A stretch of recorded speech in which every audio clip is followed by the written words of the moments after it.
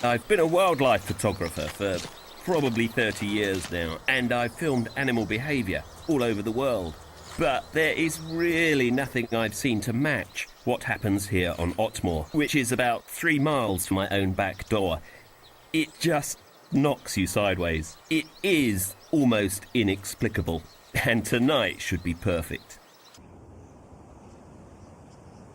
Late in the afternoon, small groups of starlings begin their journey back to the reeds and marshes that sheltered them the night before.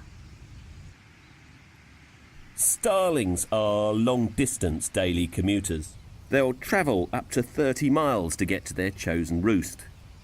And they follow invisible aerial corridors, snaking through the countryside, avoiding the turbulence which is going to slow them down. They all come together to stay warm and safe in a large group.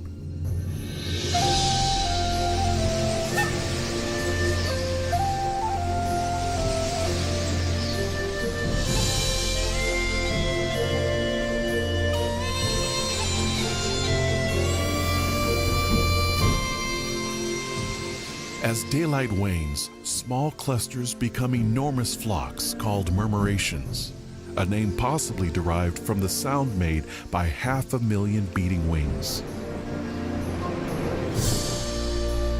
And you'll see them gathering in the air, up to 300,000 individuals, all in one flock. They're very intelligent birds, and they'll be checking out the roost site, making sure there's no predators around. Any raptors or foxes will be thoroughly specced out before they settle.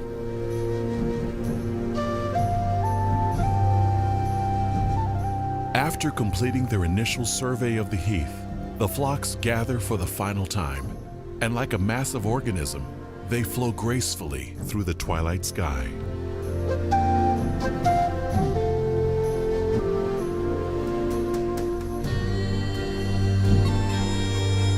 If a hawk or falcon approaches, it is often confused and driven off by the sheer mass and movements of the flock.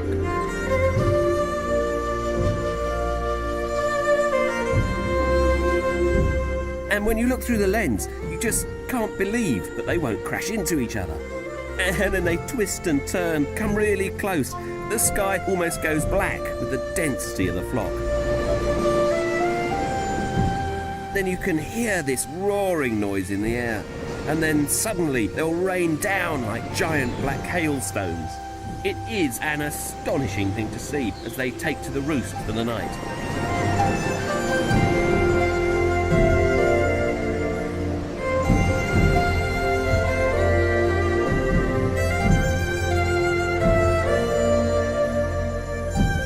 So, who decides whether to turn left or right?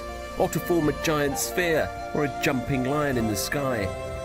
Who sends a message that it's time to dive back into the reeds for the night? And how is it transmitted to 100,000 birds in an instant? Maybe we'll never have all the answers, and that's all right with me, because every time I come here on a winter evening, I still get the chills, and I'll still be amazed, and I'll walk home thinking, how wonderful is that?